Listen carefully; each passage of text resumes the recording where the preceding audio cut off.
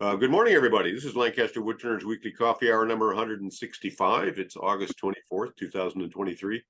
I'm still astonished that we've kept this thing going for as long as we have. It's absolutely delightful. Now I'm going to take the spotlight off me so I can see the screen. I don't have any announcements, although I do know that the Lancaster Club is planning to have its meeting on schedule right after Labor Day, on the Tuesday after Labor Day weekend. If there's anybody on here who knows what the actual demo topic is, bring it on. I don't know, but I know there will be one. And Lancaster Club, unlike a lot of clubs, we pretty much rely on club demos, and you'd be astonished at what shows up. We had this guy last meeting who was an auto body plastics expert, and he makes shaving brushes is his thing, and he showed us how to polish the cast epoxy that a lot of you guys do to it look like glass. It was amazing. Using abrasives that are, I didn't know abrasives existed that fine. So very interesting demo, and that's what happens at the club meetings. Guys show up and show us things we had no idea that you could do that, but you can.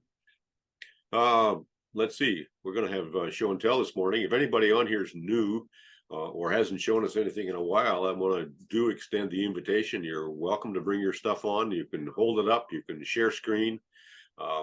You can send me pictures and I'll show them, and you can talk to them any way you want to do it, to play it.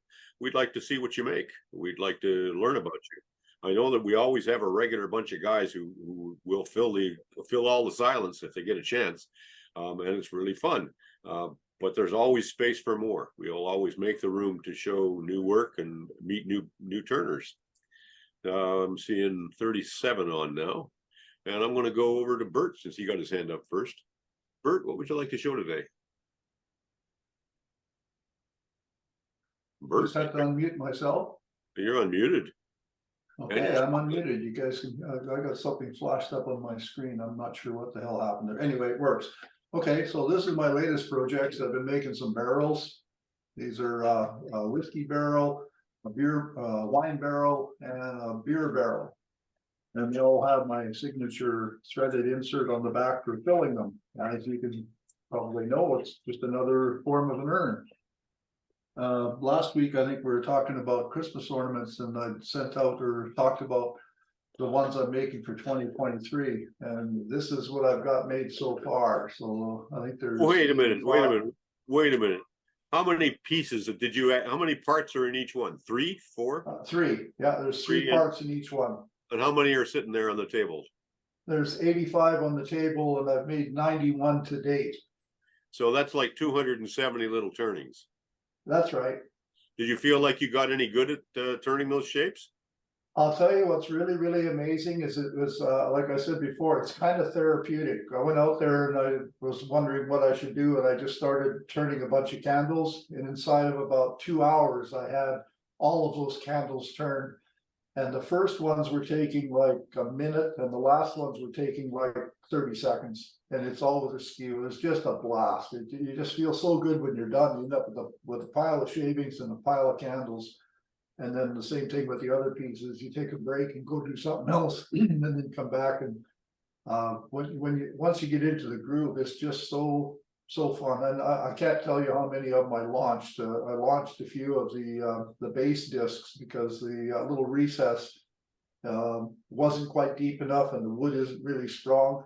And it's actually comical when you lose one. I don't even worry about it anymore. Before, it used to frustrate me when I have something fly off the lathe. But on these little things, if they pop the recess, it's like, who cares? Just carry on and sweep it up with the chips. I find the same as you, Bert. I find when I'm turning a lot of something, it turns into a very pleasurable groove. And I remember what Raffin said about it one time.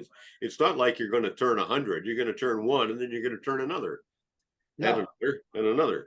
So it doesn't do any good to get intimidated by the quantity, but it's still amazing to see it all out there. Well, what I found too is working with the skew, you end up learning so much about presentation of the steel angle to the wood that it improved my bowl turning skills tremendously, because I don't even grind with a jig anymore. I just, like Ralph, and just go to the grinder and put an edge on it, and then adjust my contact to the wood. but I learned that by using the skew. And when you do 100 of these in a row, you end up being pretty conscious about how the skew is working, and you learn all these little things that you can't learn any other way. You just got to learn by doing. And Now, are you talking about the angle of the skew relative to the axis of the lathe, or No, I'm talking about the cutting edge touching the wood. It's just, it doesn't matter what the angle of the skew is. It does, because you have to adjust your body and your hands. But you end up thinking about how is the steel actually bevel rubbing on the wood. And then with the skew, you can adjust it real easily and see the shavings come off as real fine shavings or long curly ones. And doing so many, you find out which angle works. And then when you pick up the bowl gouge to do the other little pieces, it's exactly the same thought processes. How the heck is that steel cutting edge actually touching the wood? And it's amazing, because it took me, I've been trying to learn how to turn for over 10 years now. I learned this in probably the last 2 weeks, that hey, using the skew taught me how to use the rest of my tools. Everybody hates it. I have a friend of mine who used to teach lessons in his shop, and that was the thing he said, Bert, exactly that. He said he starts people with the skew because that provides them that basic understanding of sharp, cutting edge. What is the bevel? It's not the whole length. It's just the parts, supporting the cut. And he said that transfers to everything else. And the sharpness, I think, is probably the key that I found out, is that with a skew, you can tell immediately when it's not sharp. And so you translate that to the other tools, it's really, really subtle, but holy man, when you put a sharp, fresh edge on a bowl gouge, it's amazing how much difference it is. And without realizing it, you're working with a skew taught me that. I found that out last week too. After our last conversation, I put an 18-inch long piece of half-inch square in a chuck and set about trying to reduce that down to 3/16 of an inch using a skew. And I found that to get a really good cut, I had to get out my old diamond, or rather white Arkansas, hard black Arkansas stone that I haven't had out of the box in years. And with that, I could get that skew edge to be perfect. And boy, did it make a difference. So, John, you don't have a CBN or a diamond hone? I do, but they're not as fine as the old black Arkansas. And I also have a diamond plate that's 1200. That's about the same fineness as the Arkansas, and I could use that as well. I did just a bunch of fooling around with those things to see what I needed to do to get a absolutely sharp edge with no burr at all.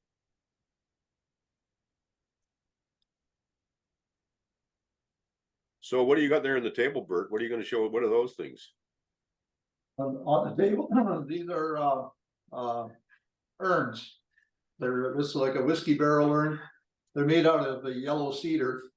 And I was talking earlier before the meeting about threading different woods. Well, yellow cedar is really, really soft, but the threads on here came out really, I think, really, really nice. And again, the trick is with threading soft wood is to use staved. And one thing I did change on the real soft wood, I don't know if you can tell it on there, but this is a 90-degree double bevel cutter instead of 60 degree. 60 degree is a standard thread, and I went to a 90-degree to try it. And on the soft wood, the 90-degree double bevel works really, really good, and that's 6 threads per inch. But the 90-degree seems. What is the tool you're using to do that with?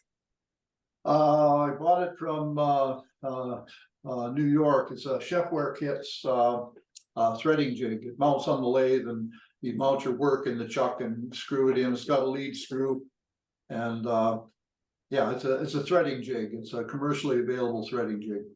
Yeah, I have one of those. It's one of only, I think, 2 manufacturers in the United States that make threading jigs. There's that one and the Baxter Threadmaster from Best Woods. Yeah, and now there's a new manufacturer of threading jigs. He's actually out of Red Deer, Alberta, and I think Stu can speak to that. He's got one of his first production line, and his jig actually does 4 threads with 1 setup. You just turn a knob and you can have 4 different threads. Stu might want to talk to that. Yeah, that fella came on here for a while and was showing us his tools. I don't know that he's here today. I want to go back up there though. Tell me the name of that. I didn't know there was anybody making those things. I don't want to write it down. What is that thing what is the one you talked about first? The one I bought was from Chefware Kits. I put it in the link. Okay, cool. Oh, thanks, Mike. Chat. Chefware Kits. Okay. Yeah.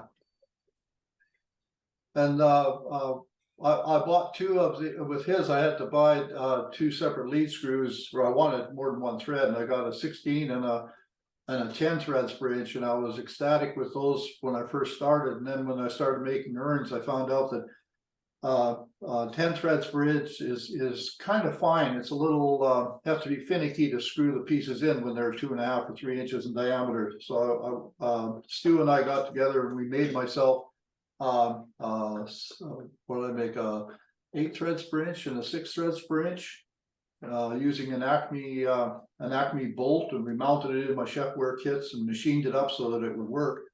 And then I went and bought that 90-degree cutter, and it's amazing the difference that just by using a different cutter and using a thicker thread, it makes working with the plugs idiot proof. I mean, you can just put them in and they line up perfectly.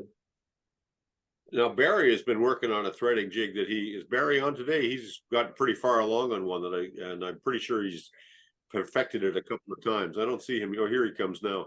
We'll see if he's got anything to show. So who have you got who wants urns that look like whiskey barrels? I mean, who are these guys? I don't know. Somebody mentioned it and said something about, and I thought, well, it's a challenge. Like I hadn't made one, so I should make a video on how I put these together, because making these barrels, and then I don't shake the side of the barrel until everything else is done. I fit the lids, and then I put it between centers, and I shape the outside of the barrel, and there's no chuck marks on the ends, and I use these ends to actually shape the barrel, and there's no chuck marks on it. So I had to get a little creative. Now you're staving that barrel together the way a Cooper would? Yeah, well, this is bird mouth joinery. So I make the staves, bird mouth the joints, because that makes it easy and solid and lots of glue surface, and it's easy to adjust the size. And how do you get it to close up? I mean, what if you're a little bit off on your angles, or is that an issue at all? It's not an issue with bird mouth joinery. There's nothing to worry about. It's 90-degree joints. It fits. It's really amazing. To try and do staves is you have to really be precise. With bird mouth, the router bit is a 90-degree.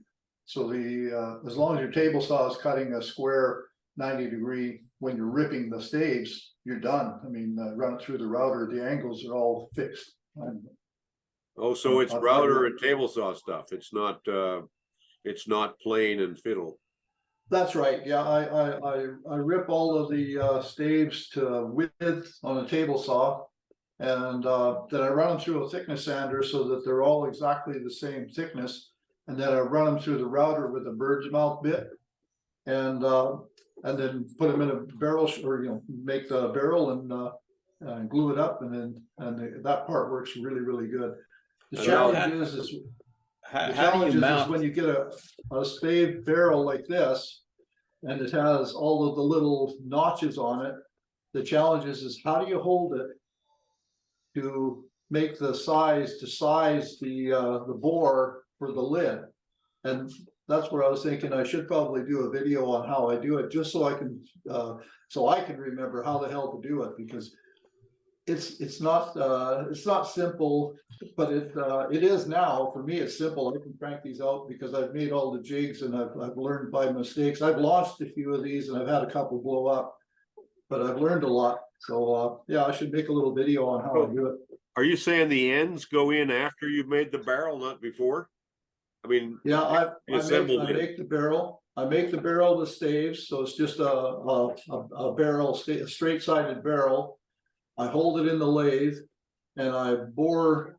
I make this bore parallel, and I do the same on both ends. right? And then I make the ends. I make the ends to fit the barrel. Okay, And then, and what looks like metal straps is actually paint and a groove in it. that's right. Yeah, I mark off where the bands are, and I tape everything off. I put a V groove in there, and I burn it with a wire burner to make a black groove, and then I paint them. I tape it all off and paint them with artist loft paint. So I mean, it's just artist paint, and it seems to work. And then I cover it all with lacquer, so it actually simulates a metal band. So Bert, how do you mount the end pieces to cut those threads because they're not centered? All the end pieces to cut the threads. Oh, okay. I was threads looking are at centered. I was looking at the end of the other barrels where you have a plug, and I thought that, yeah, that plug. I thought that was the threaded part.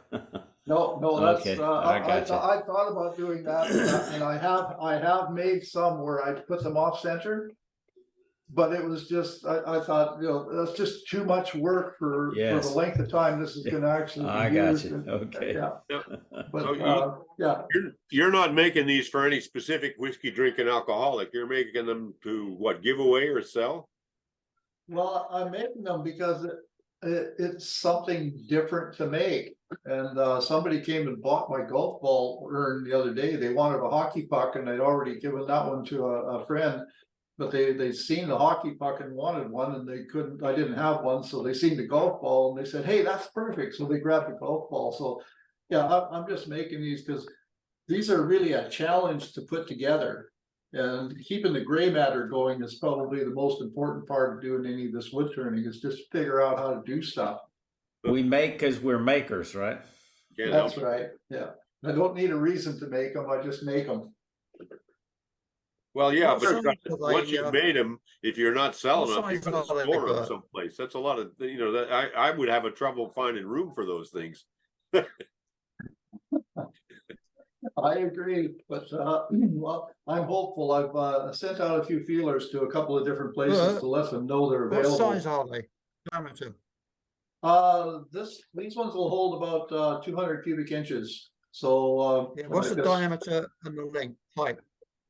Oh, I was gonna see the ruler here, so it's 260 mils tall and 170. So that's roughly 8 inches by 6 or 6.5. That's So more, than 8, yeah, 8 by 6 roughly. that's more than 8 inches. You're converting wrong. Well, 270. I'm just, well, maybe I have this thing up right. Yeah, 10 inches. So Yeah. this one's 10 inches. This other one's 9 3/4. This one's 9 inches. So That's this one more. here, I think, That's is more only than about 200. 170 That's more than cubic. That's more than Okay. 200 cubic inches, I think. That's if you do the math on the outside dimension.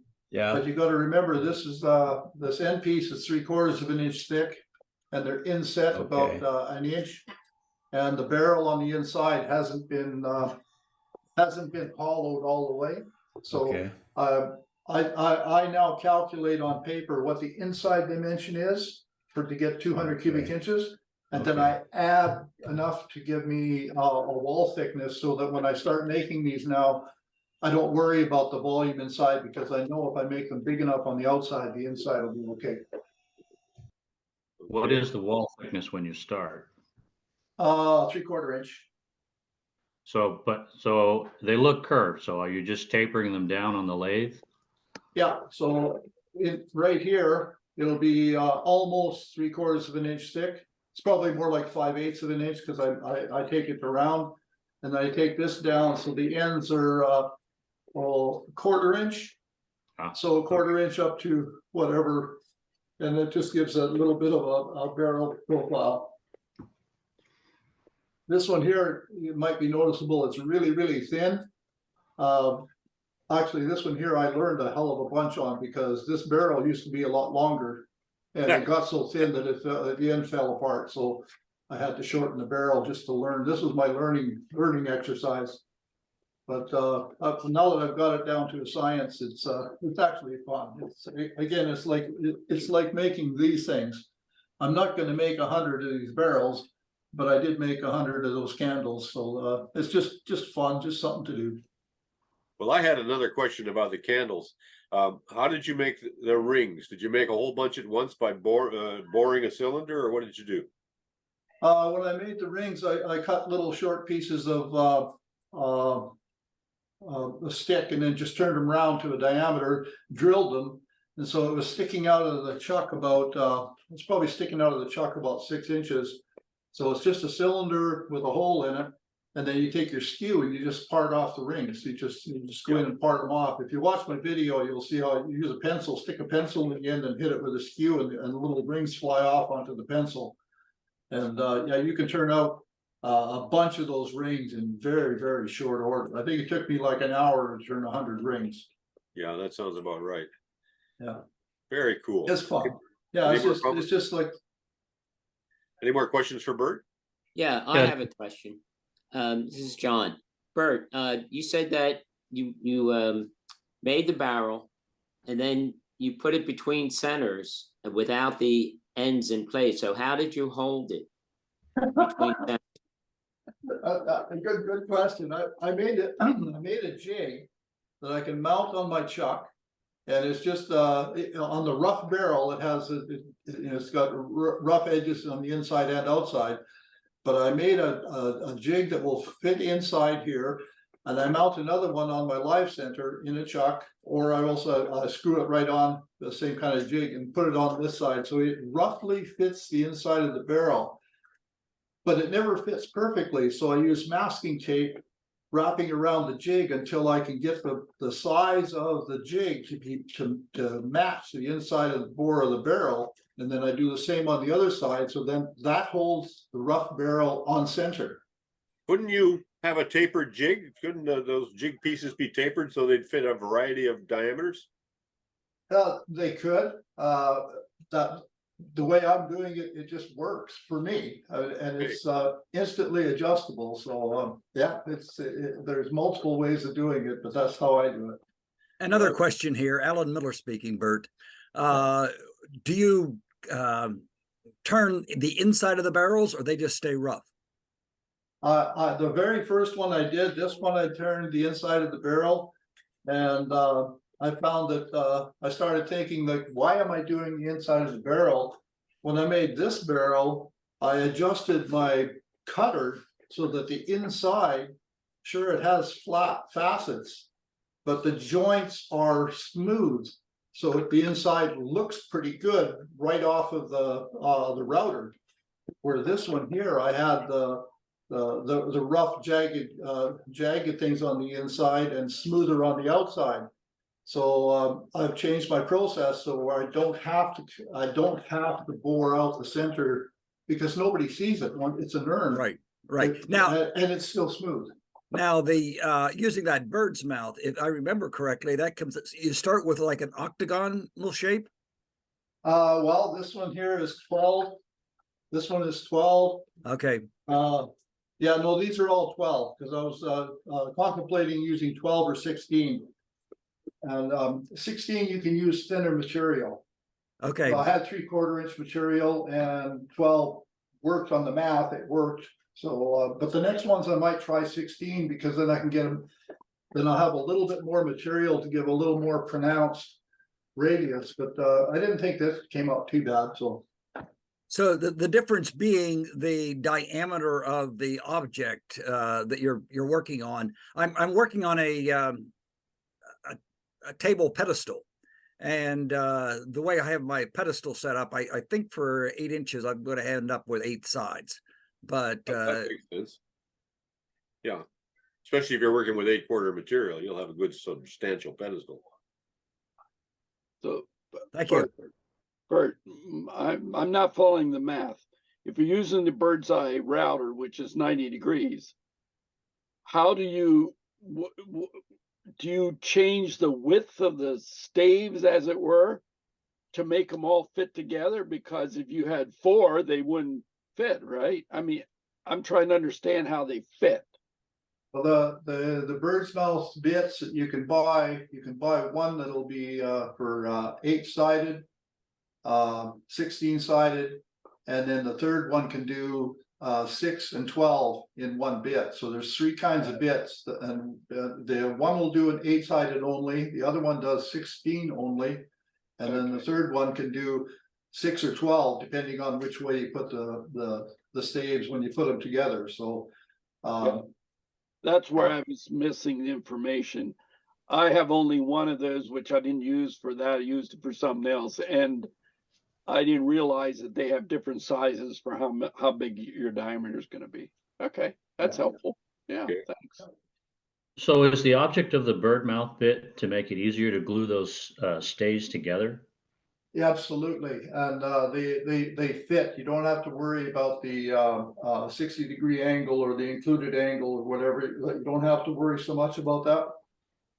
The critical thing is to set the depth of the router bit when you do a test piece to find out where do you want the smooth side. Do you want the perfect joint on the outside or the perfect joint on the inside? And if you want them on both, then you have to make your material exactly the right thickness so that the matches the bit. Well, on this case, I don't worry about it. I set my bit up so that the inside has a nice smooth transition from piece to piece, and the outside is bumpy, because on the outside I'm going to take it off, so I don't care. But Lee Valley Tools has a really good brochure on bird's mouth joinery. It's about 5 or 6 pages long, and it took me a long time. I read it probably 40 times before I understood it. And but once you get it, it's good. I'm not Thank getting you. it at all here, so we're gonna need some help. Either you're gonna have to make a video or somebody's gonna have to bring one of these contraptions and show us, because it's opaque to me. I've Okay, never well, I heard of a will. bird mouth. Never heard of the bird mouth bit, and I really want to thank you for mentioning that, because my son and I are going to make a full drum kit with stays. That will be very useful. Thank you. Oh, if you're making something like that, the beauty of the bird's mouth bit is it gives you a large percentage of glue surface, more than you would with just 2 straight faces. And it makes it so easy to put it together, and you can make it whatever size you want, right? You can make it big or small just by changing the width, and but the running it through the router is it's a piece of cake. It really is tremendous. Okay, I think we're beating this up pretty good. You I can will make a bird video. houses. It might take me a month or so to get the video done, but I've got time now because I've got all my Christmas ornaments done, so maybe I will make a video. You can Okay, make bird I'm done. houses, or you could also use that technique for beads of courage boxes. That's where I actually started. The very first ones I did, I made a half a dozen.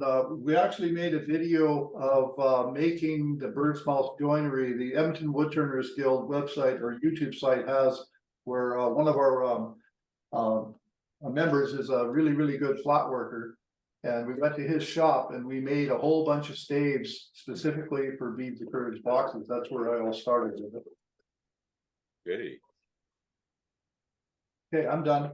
Okay, thanks a lot, Bert. That's great. I see other guys with their hands. Toby Bouder. Hello. I have a few things to share screen on.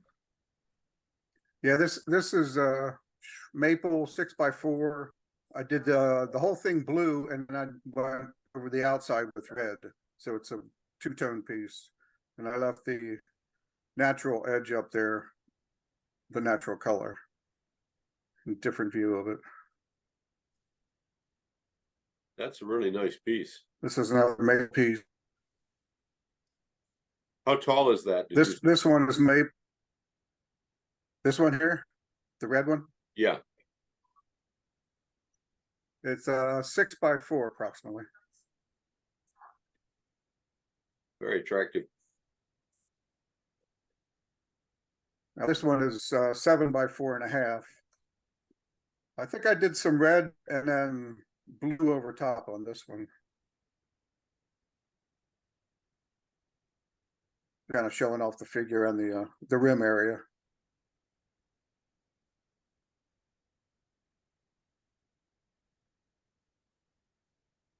Might leave these on long enough for you to see. Yeah, I'm just, these pieces always blow me away because of the features you see in the wood anatomy that it reveals. It's really amazing to me. What species is this Me one? too, that's why I do it. Yeah. This one's maple also, this red one. It didn't have a lot of figure, but the one side here is kind of flamey looking.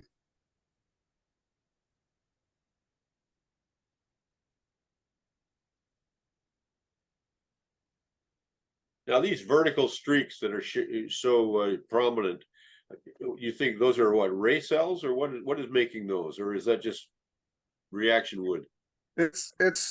I think it's figure from the burl growing. Okay, I don't know exactly what makes it, but it certainly shows up. certainly does. I think I'm going the right way. Here we go. Now here's a blue unlidded vessel. I call it a candy dish. It's 6 inches tall by 4.5 inches wide. That's 3 different pieces. Oh, so that's the lid's an assembly of Yes. Yeah, this little finial part on the top is glued onto the lid part. I like how the color interacts with the natural color in the wood and it blends together. It looks pleasing to me. I share your fascination with this. I'm going to have to get into dyes to do it. I try and do this just by. David Ellsworth showed me something last time I saw him. He had a big piece, and he had finished part of it, and part of it was not finished, and that was to show the difference in the texture of the wood. And it was like, oh, you could do that. I didn't even realize you could do that. It was like, you know, every so often somebody throws something out there that hits me like a revelation. Oh, duh. That makes you think. Yeah. Toby, the other thing I noticed, I think early on when I was trying dyes, I was looking at it after they dried and I go, I hate this.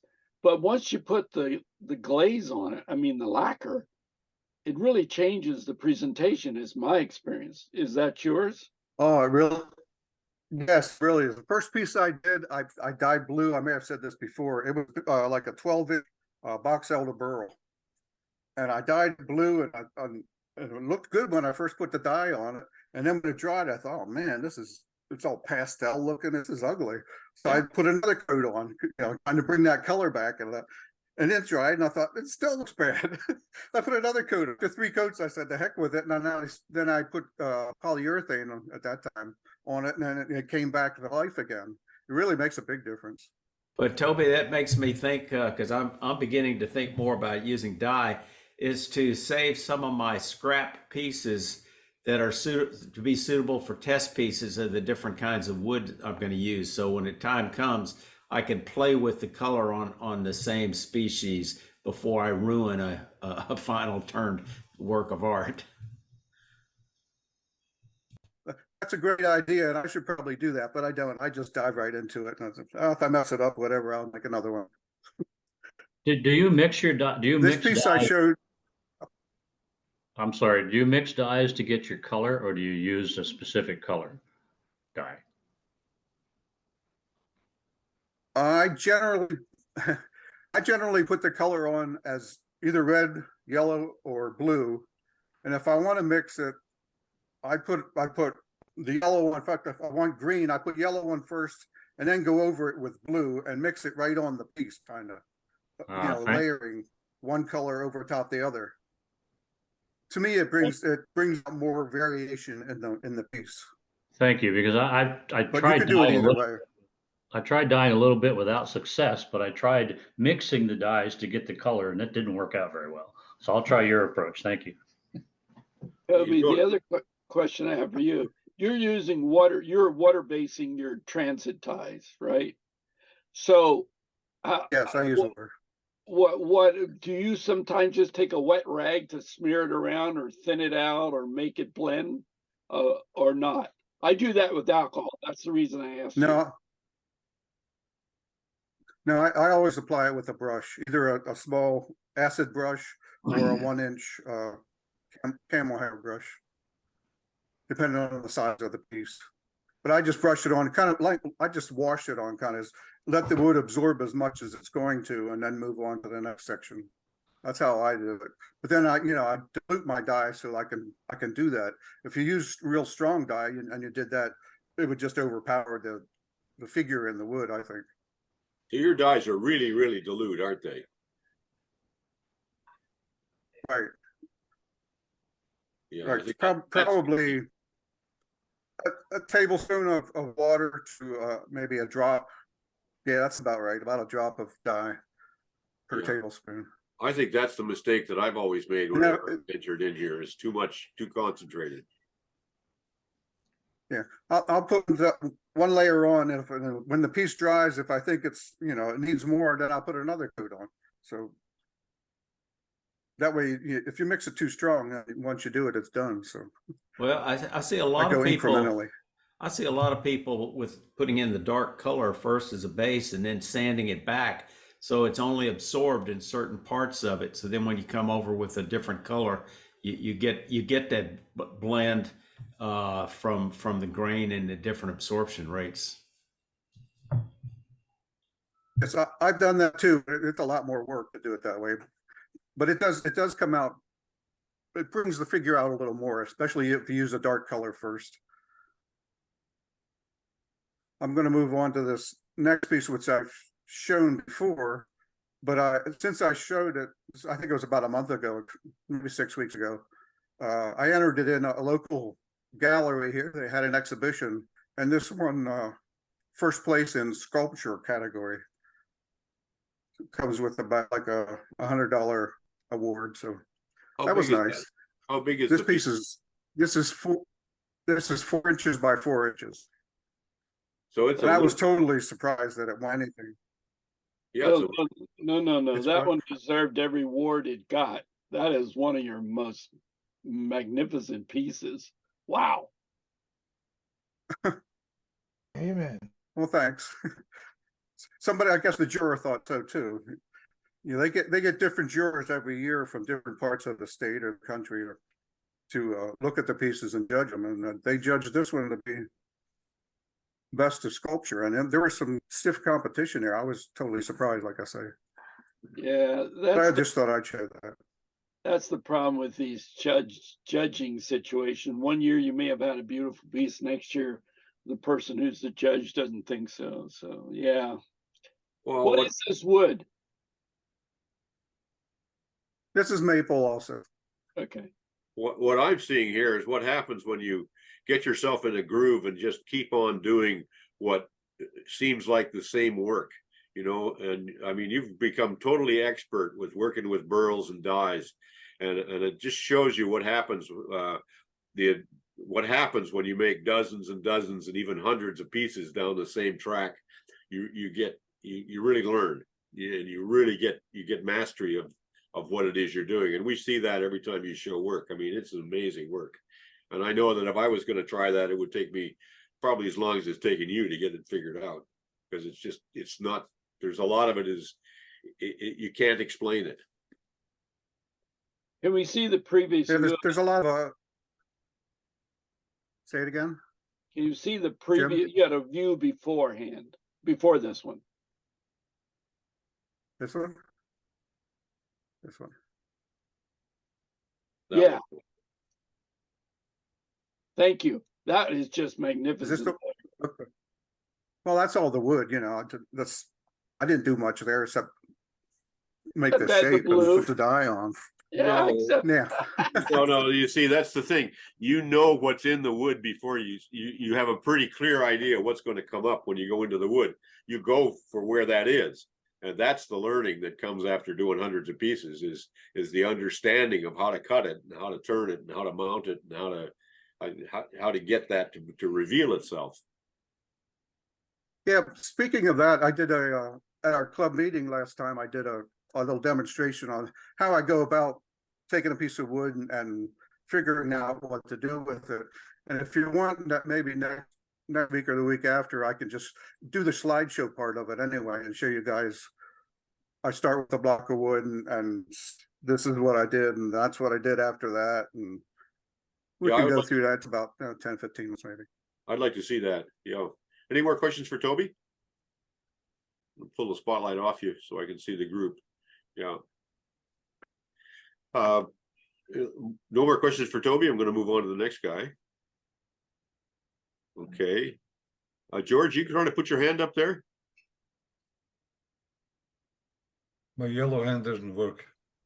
Well, we got you up now. What do you want to show us? Okay. I got some box elder here. Okay, hold it still. Yeah. Turn it around now so we can see around it.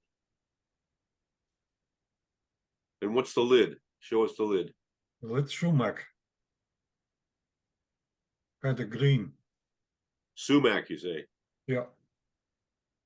And what are you doing to hollow that? What's your hollowing method? I have whatchamacallit. I have several tools to hollow this stuff. Drill it out first. Hold it back up. We're not only seeing the lid. Okay. Very nice shape. Questions for George? Comments? George is new here. And I have another piece here. With box elder again. Nice piece. I paint the insides painted red. Is that paint or dye? The paint. And what kind of paint? And do you finish over it? What's up? What's your method there? No, that's red gesso. Uh, With nothing on it. And is there a finish on top of the gesso, or is that the final No. finish? No, that's final finish. Very nice. I like the effect of the play of the red and the wood. Well, the red is going to disappear at some point. The outside red.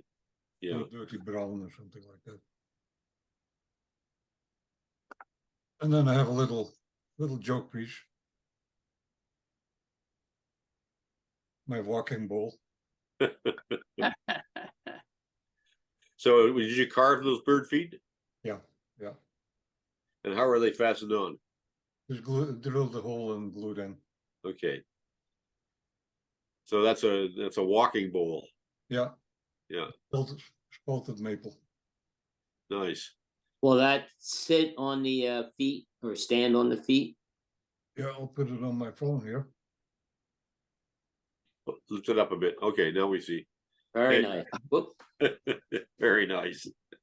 But it stands up. Very nice indeed. Any questions for George? Comments for George? I like Where it. did you get the inspiration to put walking or put legs under that? That's awesome. Just fooling around. I have You know, another going. That's really well done. Really well done. George, the nice thing about the feet is when you reach for the candy, it spills it all across the desk, right? Yeah. That's the idea. Yeah. George, on that first piece on the finial, is the lid one piece or is the finial and the disc two separate pieces? No, it's all one piece. Okay, very nice. All very nice work. How long have you been turning, George? Well, I've been making custom furniture for almost 40 years. Mostly flat work and then the occasional turning. But right now I'm more turning than anything else. And what kind of flatwork furniture were you making? Like for homes, for offices, for businesses? A lot of church work, like altars and baptismal fonts, that kind of stuff. Church work. So was that like a specialty? Yeah. Huh. That's an interesting specialty. Did you ever get into organ repair or anything like that as well? Yeah, I did some work for organs too. Yeah. Huh. Have you got pictures of some of that work? Uh, I mean, some- for another time, could you put together some pictures of the church work? yeah, sure, no problem. I think we'd like to see that. We've seen a number of church installations that people on here have done, and it's an interesting little subfield that really takes some. You really have to know what the people in the church want to get it right. You can't just go in and lay your own design on them. No, it's but it's mostly Catholic churches. Okay. George, where are you from? What, you're Canadian, right? No, I'm Dutch. Oh, no, but where do you live? I mean, No, I live in Ontario, Canada. okay. I'm sorry. In that way, thank you. In that way, I called you Canadian. Sorry. No, that's okay. All right. Thank you, George. Any more comments for George? I want to cut anybody off here. Okay. I'm gonna pull the spotlight. Thank you, George. That was a very nice intro. Mark, you got your stuff up now? I think so. So Okay, let's see. we're looking at you.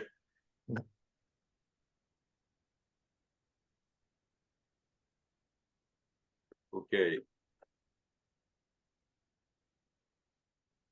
Okay, so I've made a couple of wig stands over the summer. I'll say you did. The cancer center back in Maryland said they could use 100, 125. So I'm trying to make a few of them. People were showing flat work about a month ago. I also made the table that they're sitting on. Let me see if I can find where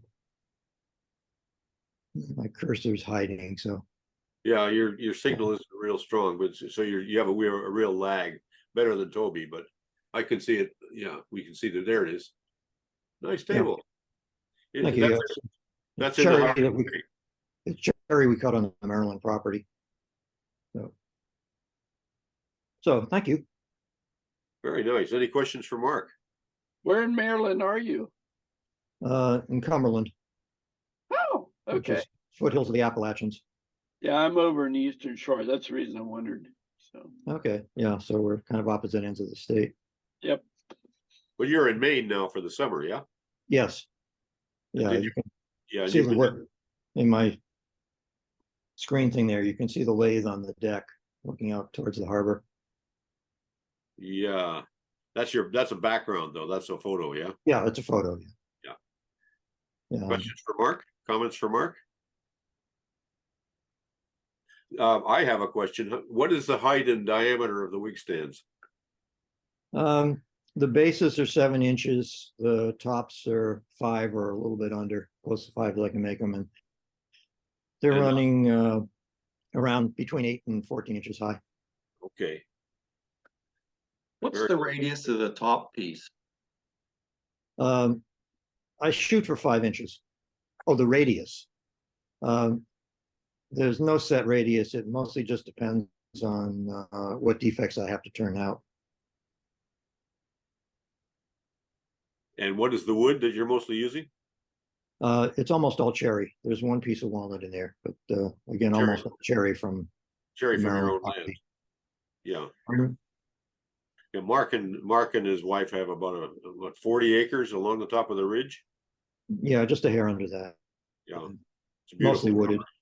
Beautiful property. Mark, what was the height you said on the wig stands average? They range from about 8 or 9 to about 14. Most of them are in the 12 to 14 range. Figuring, people have a long wig, it'll work. If they have a short wig, it'll work too. So, yeah, most of them I try to put a little grooved area in the base for bobby pins and clips and stuff like that.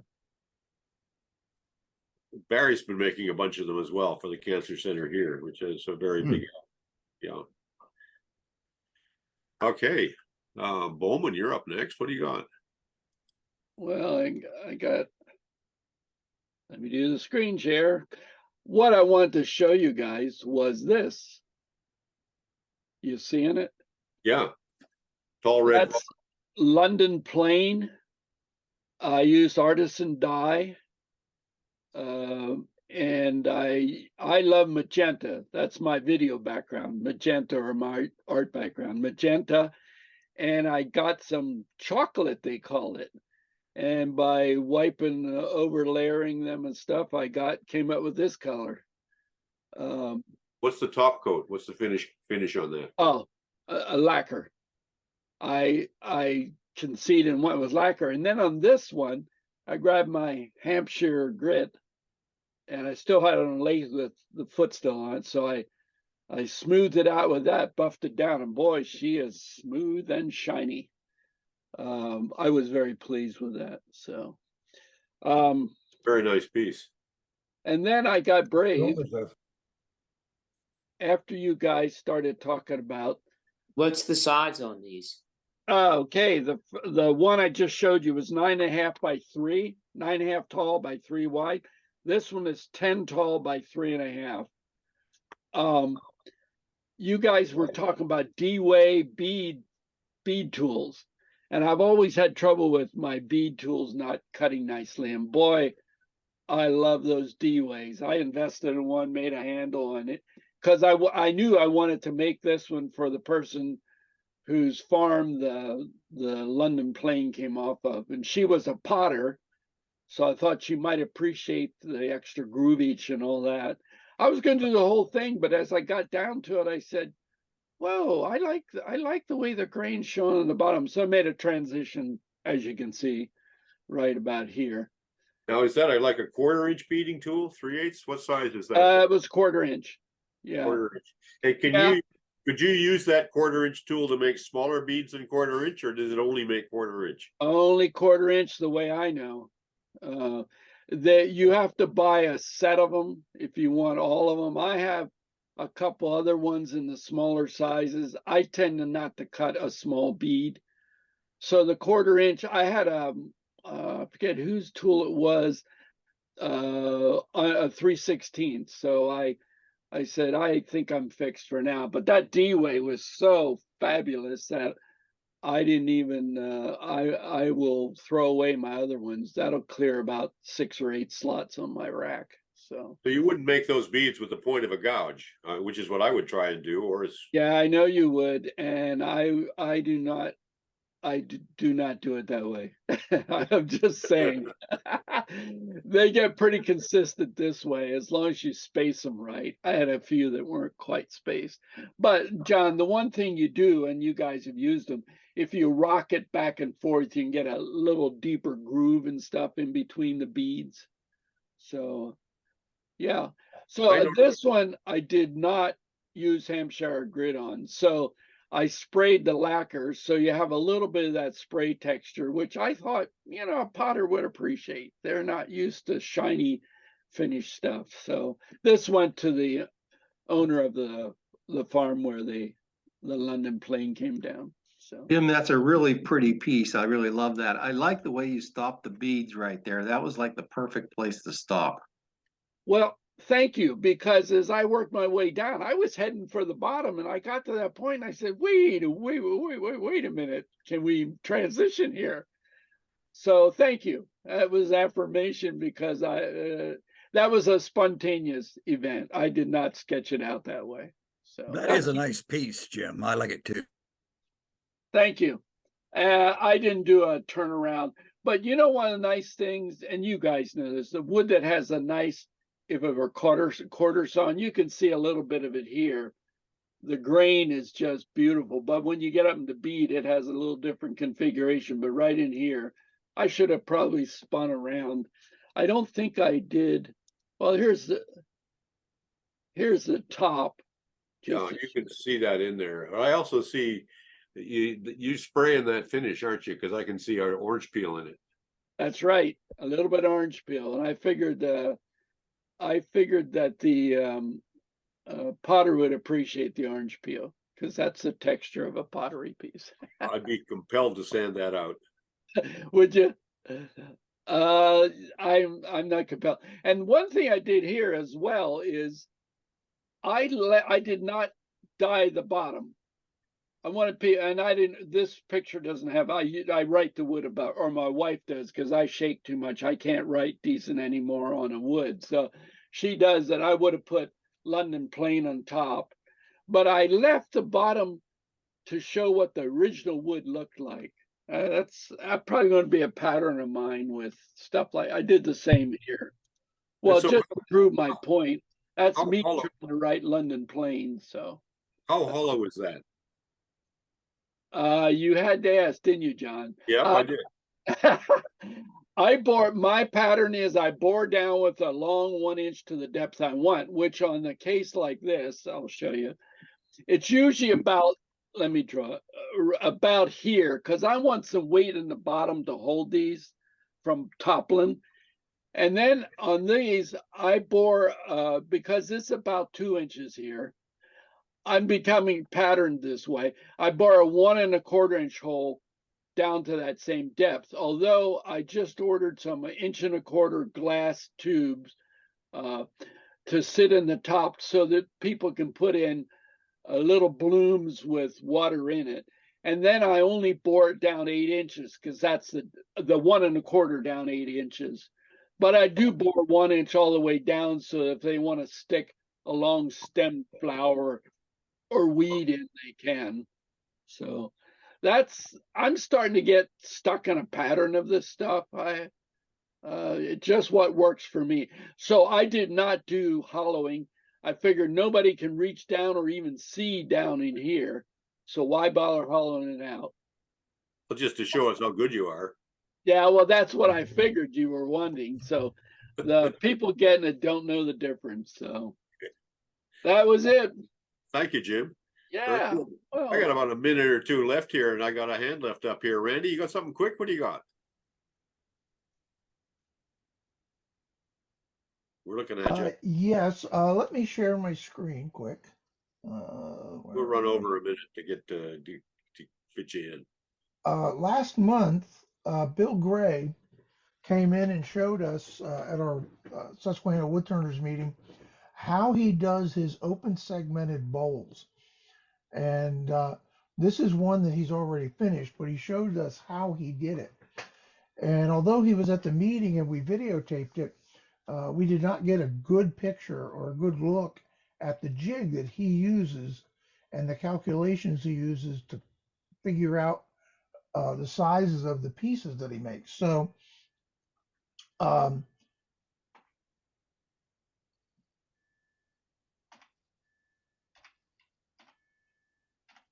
okay, that's I'm going to go quickly through some of these to show the jig that he makes. And this is the jig and how he puts the layers together, and how he makes the pattern. And so we're going to put this out on our YouTube web channel. He uses an indexing wheel, which came from a company called Alisam, and I have another picture of it somewhere here. Let's go through it in any order. This is the jig that he uses. It has a post on it, and he has an adjustment point, and he uses this to index the wheel. So is he using some kind of a mechanical spacer between each of those so to get a uniform spacing, or is it No, this is a bar that goes out and hangs over the piece that he's making, and he has a chuck that he mounts the piece in. He lowers that bar, and you see right here, this is a clamp that he uses to set the small pieces all at the same position. And then he indexes this wheel. It has 3 degrees, 4 degrees, 3 degrees, 4 degrees, and 5 degree increments. And you can see the chuck right up here at the top. He had a machinist make a spindle mount for the chuck.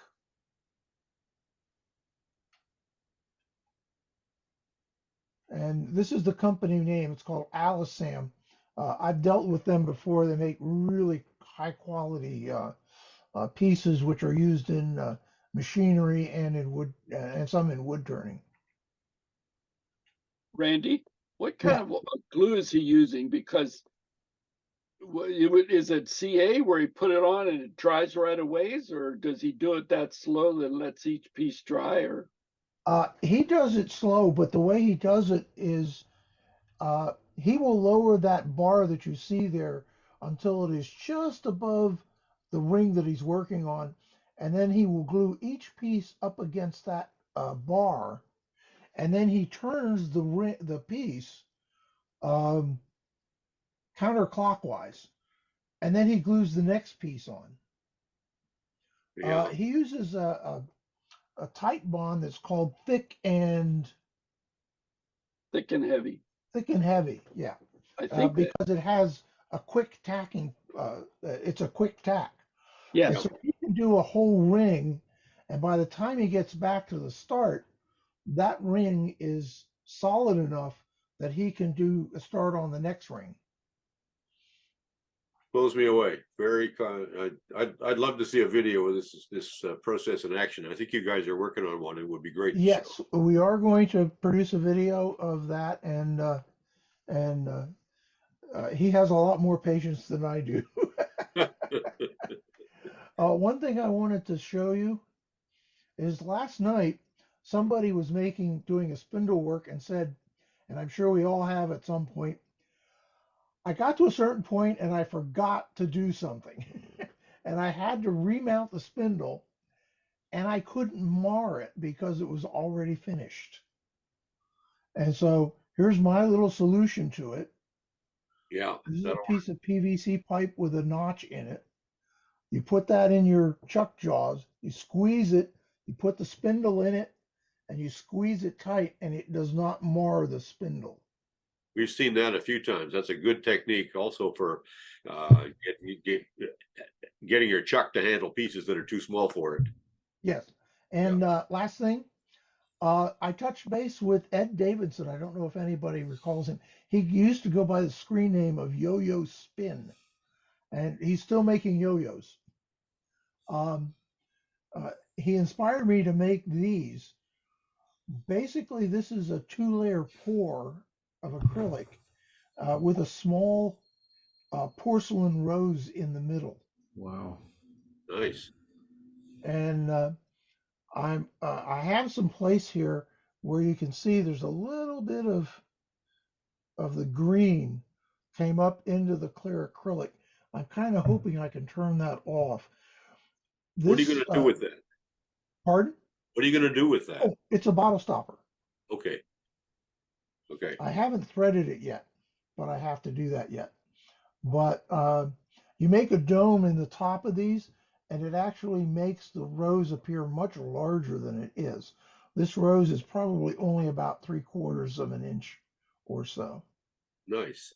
Good idea. I'd like to see it finished, one of those finished when you get that done. I have some pictures of ones I've done before, but yeah. Show us another time. We're 5 minutes over. Randy, Okay. Randy, I misled you. It's quick and thick. Tight bond's called quick and thick. Yes. Okay. We'll be happy to see more of that another week. It's 5 after 11, and we kind of start and end on time because people drift off to get on with the rest of their day, which I'm going to do now. Thank you all for another very interesting Woodturners Coffee Hour. See you Thank you, next John. Thank you, Thanks, everyone. John. See you all next week. Wood shop. Thank God for wood.